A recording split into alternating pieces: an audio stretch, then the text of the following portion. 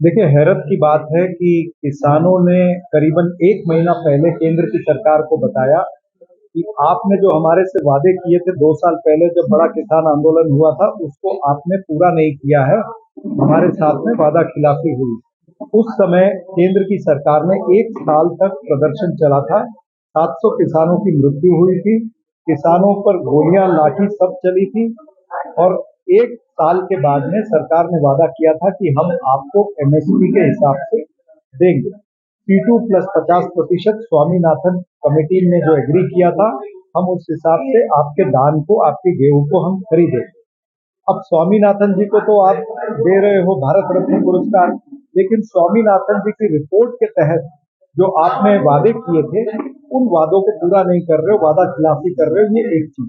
दूसरी, किसानों की मांग है कि जो उनके ऊपर इलेक्ट्रिसिटी अधिनियम कानून लाया, उसको रद्द किया जाए। जो उनके ऊपर पुराने केसेस है, उनको हटा दिया जाए। फिर जो लखीमपुर खीरी के अंदर जो 4 किसानों की मृत्यु हुई, उनको उनको न्याय मिलना चाहिए। ये तमाम सारे मुद्दों को लेकर के बैठे हैं, लेकिन आज हम क्या देख रहे हैं कि उन्हीं किसानों के रास्ते में कील बिछाए जा रहे हैं, बोल्डर बिछाए जा रहे हैं, उनके ऊपर पानी की बौछार हो रही है, टीयर गैस छोड़ी जा रही है। तो ये सारी चीजें जो है ये गलत है। किसानों की समस्या का हल नरेंद्र मोदी की सरकार को तुरंत करना चाहिए। किसानों के साथ में वादा खिलाफी न करे।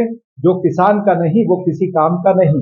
सरकार बिल्कुल इलेक्शन को ध्यान में रख के कर रही है। सरकार कांग्रेस पार्टी की जो भारत जोड़ो न्याय यात्रा जो राहुल गांधी जी निकाल रहे हैं, उससे डर चुकी है। जिस तरह से भारत जोड़ो न्याय यात्रा को प्रतिसाद मिल रहा है, तो वो हमारे ऊपर आर्थिक अंकुश लगाना चाहती है। ये दर्शाता है कि देश के अंदर लोकतंत्र पर हमला हो रहा है। ये लोकतंत्र नहीं, थोकतंत्र चल रहा है। और नरेंद्र मोदी जी के इस थोकतंत्र को कभी भी भारत की जनता या कांग्रेस पार्टी स्वीकारेगी नहीं। उनको ये याद रखना चाहिए कि कांग्रेस धन से नहीं चलती है, जन से चलती है। जनता की आवाज को लेकर के श्री राहुल गांधी जी चल रहे हैं। इनकम टैक्स ने अकाउंट फ्रीज किए, उसके बाद में हमने आज जब ट्रिब्यूनल में अपील करी, तो उन्होंने हमारा अकाउंट तो खोला, लेकिन उन्होंने एक शर्त लगा दी कि 115 करोड़ रुपए उस अकाउंट में हमेशा रखने पड़ेंगे। अब 115 करोड़ रुपए उस अकाउंट में है भी नहीं, और ये अकाउंट में जो पैसे आ रहे हैं वो क्राउड फंडिंग हो रही है। बिल्कुल लेजिटिमेट पैसा है, लीगल पैसा है, उसका अकाउंट है। ये आईटी के पास में पूरा उस चीज का रिकॉर्ड है। तो जब आपके पास पूरी चीज का रिकॉर्ड है, क्राउड फंडिंग लेजिटिमेट है, जनता अगर पैसे कांग्रेस पार्टी को दे रही है, तो आप क्यों हमारे ऊपर अंकुश लगाना चाहते हो?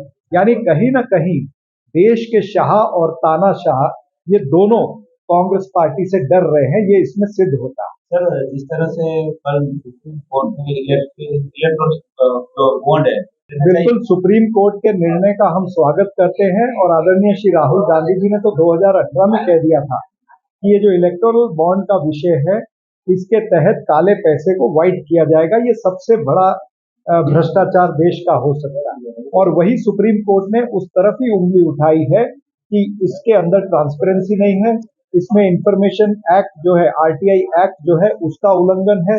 जनता को सारी चीज पता होने का अधिकार इस देश में मिला हुआ है। ये तमाम सारी चीजों को लेकर के सुप्रीम कोर्ट ने जो इलेक्टोरल बॉन्ड्स पर